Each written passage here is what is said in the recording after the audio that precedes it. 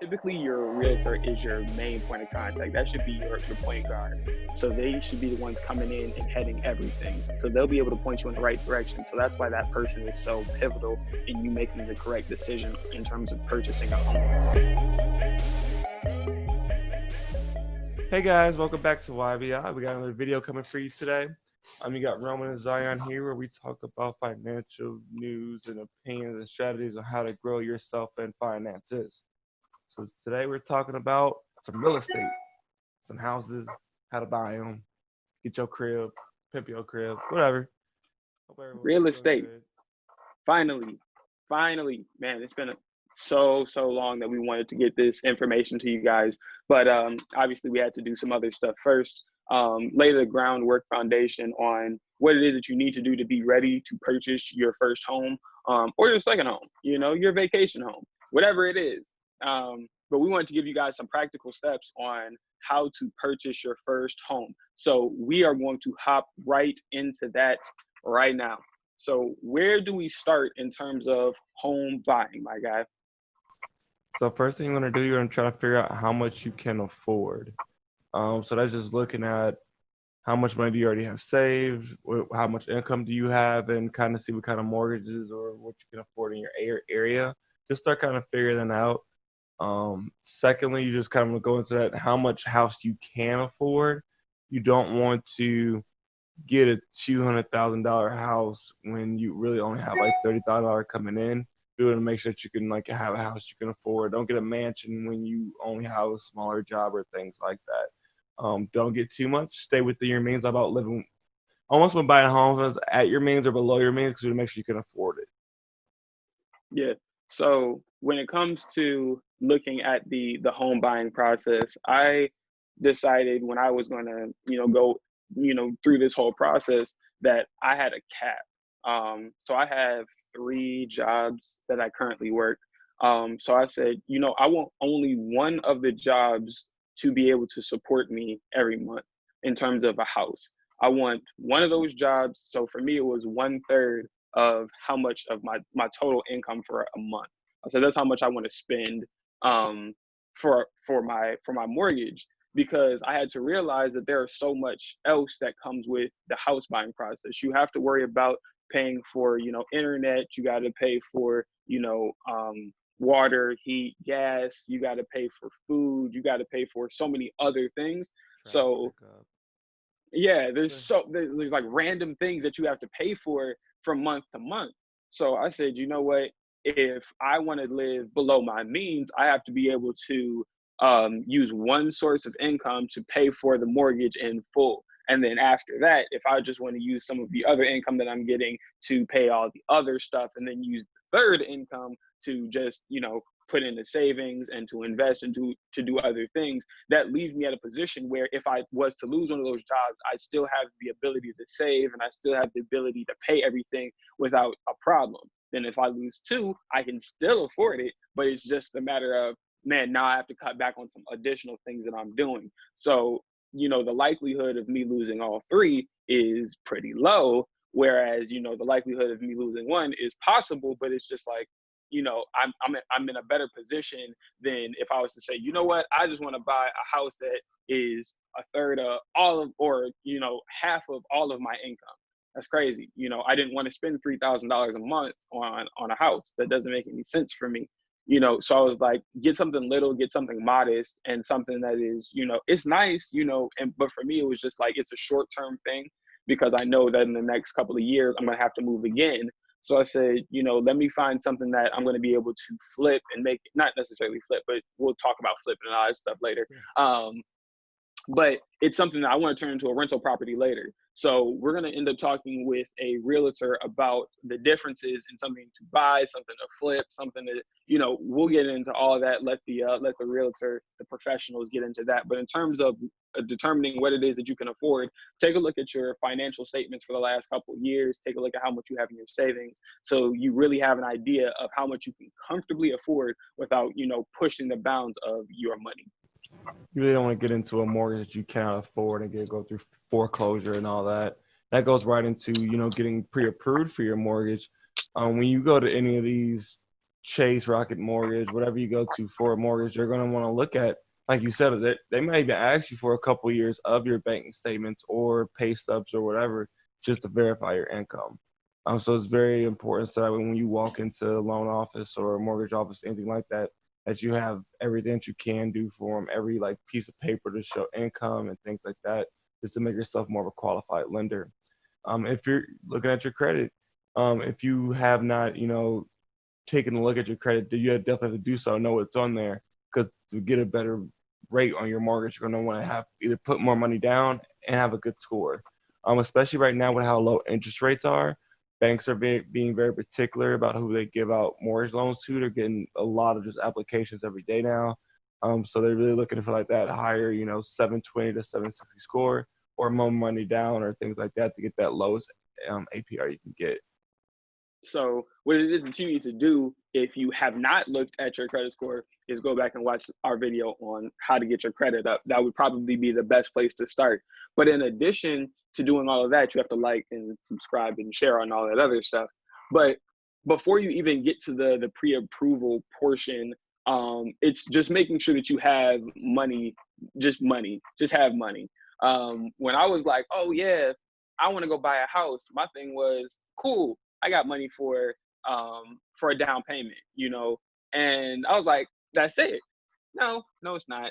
You have to have money for your down payment, which can be anywhere from, it's going to start at 3.5%, and then it's going to go all the way up to 20%.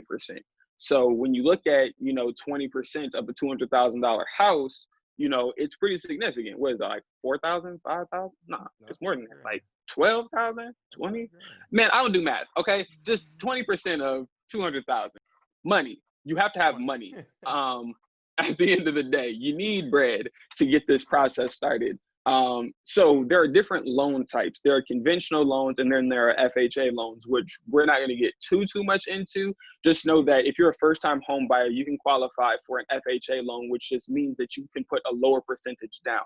That's 3.5% that you can put down on your home, rather than putting the standard 20% down. It's just a way for first-time home buyers to be able to get into something and then to make some payments. The downside to that is that there is an additional there's an additional insurance that you have to get that comes with that loan. So that loan, you have to get it's homeowners insurance, and I want to say it's like another 4% or something that goes onto your mortgage to just make sure that if you happen to not be able to make your payment, the lender gives you they give themselves kind of a buffer to say, oh yeah, this person has, now that they've paid into this insurance, so now we can at least recoup some of the money that we may potentially lose by them defaulting on this loan. I'm not going to talk too much about it because that's not my job, but there's going to be a lender that comes on that really talks about the difference in loan types and what that all looks like. So just know that there's conventional loan, which is you have to be able to put 20% down on whatever it costs. So if your house costs $100,000, that's $20,000 you got to put down. Versus 3.5% is only $3,500 on that same $100,000 house, but there are other costs that come with those things. So not just a down payment, but you have to have money for closing costs. That varies. You have to have money for an inspection. So the homeowner inspection, that can go from $500 to $1,000, but you want to make sure that you get somebody that knows what they're doing, because they go through the entire house and they say, oh yeah, this isn't up to code, that isn't up to code, you need to fix this needs to be fixed. And that gives you some leverage on, if one, do you still want to purchase that home with everything that's wrong with it? Or two, you now ask the seller, hey, the inspection came back and said that all of this was messed up. Can you guys fix that or lower the cost so I can fix it by the time I move in? In addition, you have to get an attorney. There has to be an attorney that comes in and reviews all of the contracts, blah, blah, blah. That can be a couple $100s, a couple $1,000s, depending on how much you want to spend on that. You pretty much get what you pay for. But just know that there are so many other costs that come with, oh yeah, I want to purchase a home. So it's not just let me have, $3,500 and let me just go buy a house. No, that's not how that works. So there are some other things that you want to do to make sure that you are prepared to purchase that first home. So when you're looking and when you're preparing and all that other stuff, make sure that you got plenty of money in the bank, and then you go for that pre-approval. And then what's next?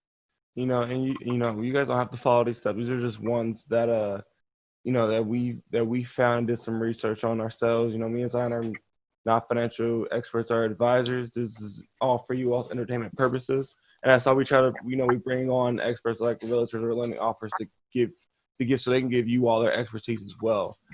Those are steps that are definitely, better for your process instead of trying to walk in and do that around and try to mess around any type of way.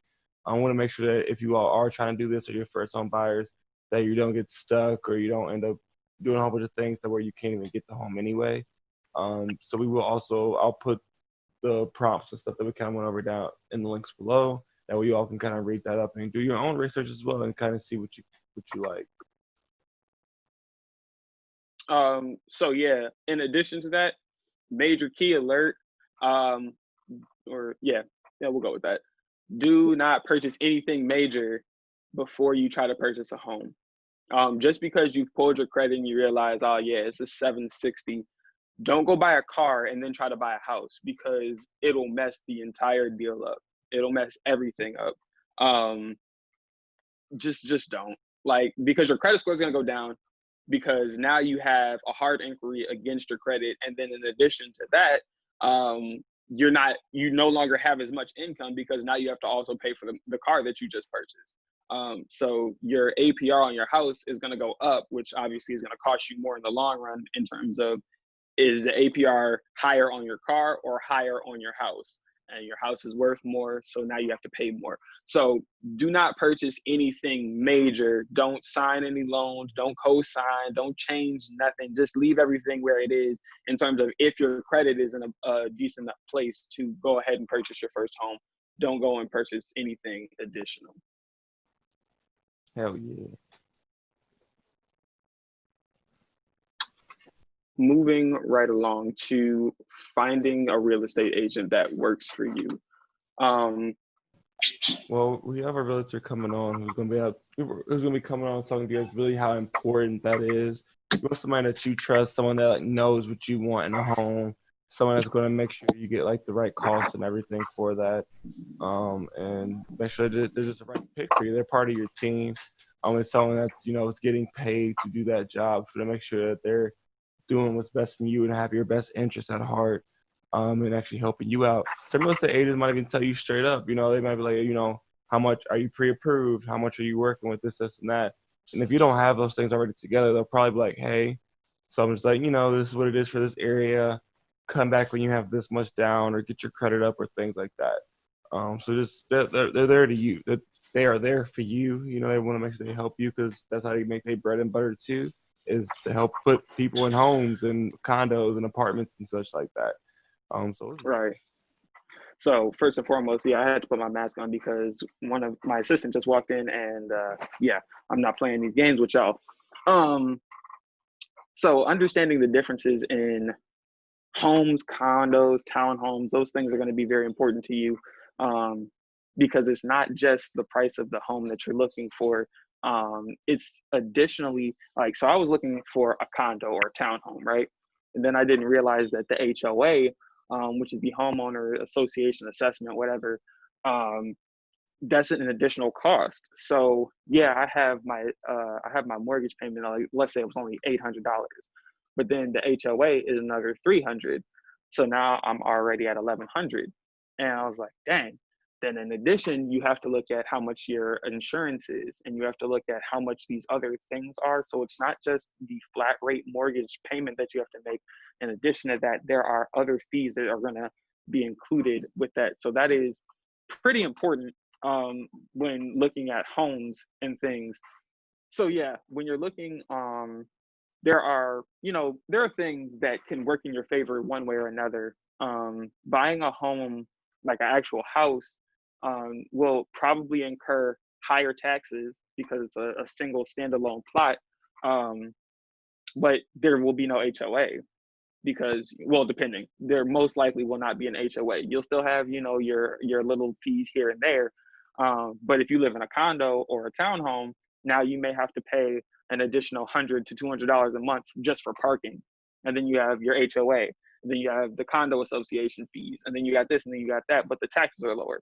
So it's $6,000 taxes versus $2,000 taxes, but now you just have to weigh out which is going to actually work better for you and for your situation.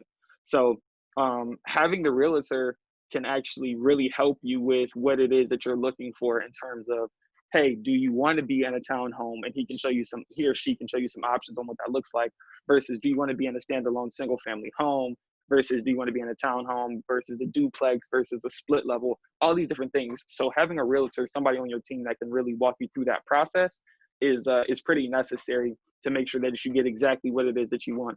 That's what their job is to find you what it is that you want. So make sure that you take some time to find somebody that you know, that you trust, that's going to understand, that's really going to work for you at the end of the day, because they're the ones that will get the deal done.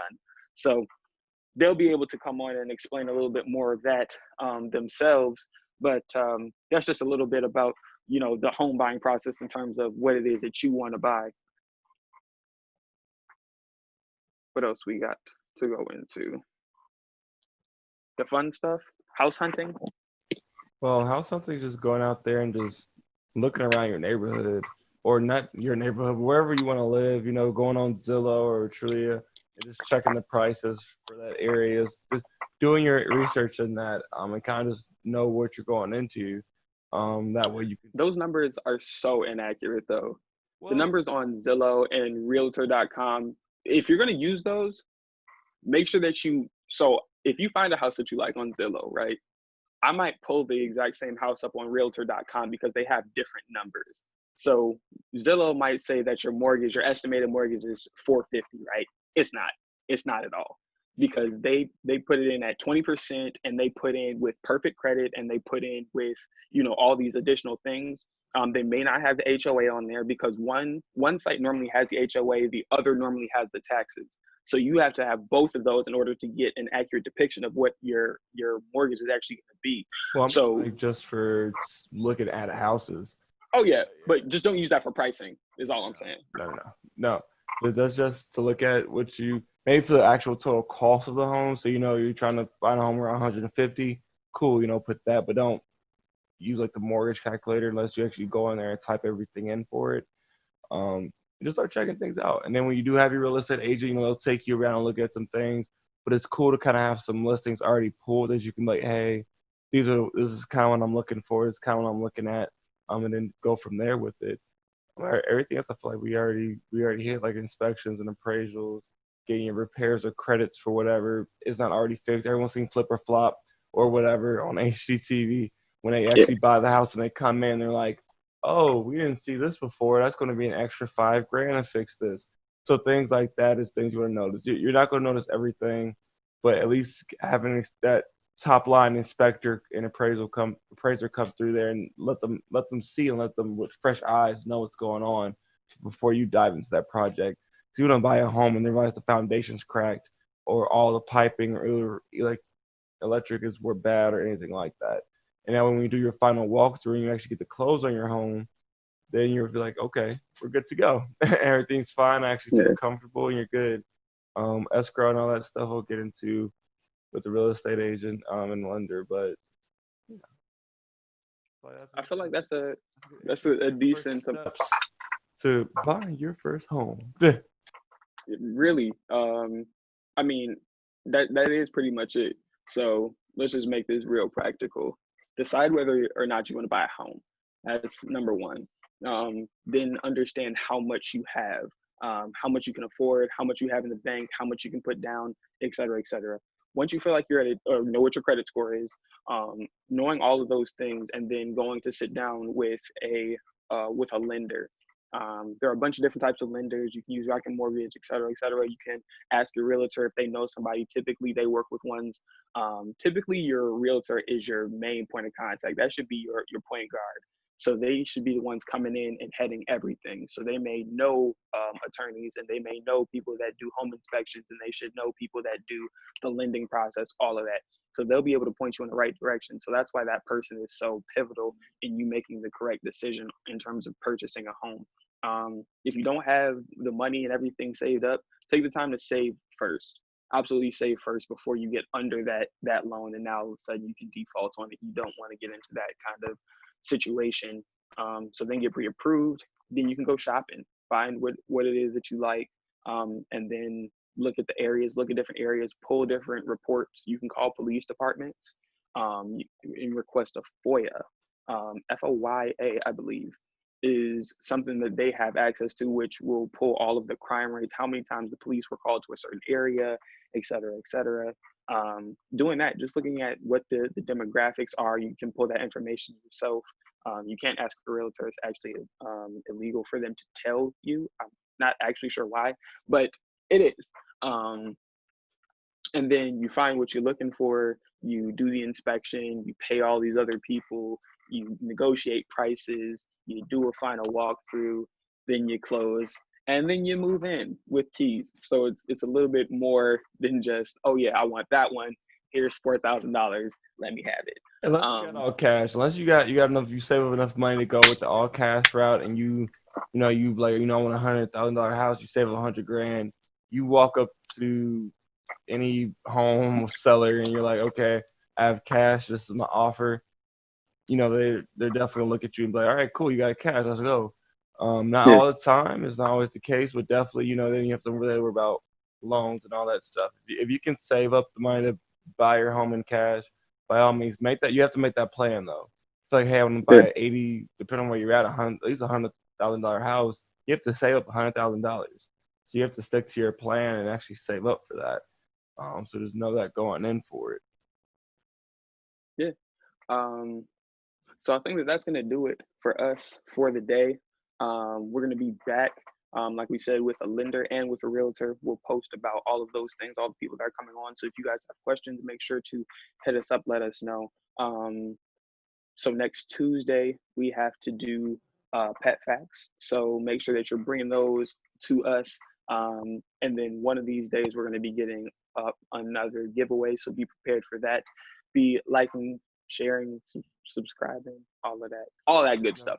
Y'all know what to do. Make that thumb just pop right up, what he said. Make it happen. Other than that, we are out of here for today, but we appreciate you guys tuning in, and we will be back next time. So till then, make sure that you're aware that we may be young and we may even be broke, but we are always investing. We appreciate you guys. Till next time. Peace. Hey everybody, thank you for listening to Young Broken Investing. We just want to let you know that these are the opinions of the host, are not meant to be the basis of any security purchases or investments. We're trying to give a little information out there for everybody, and have fun and be safe.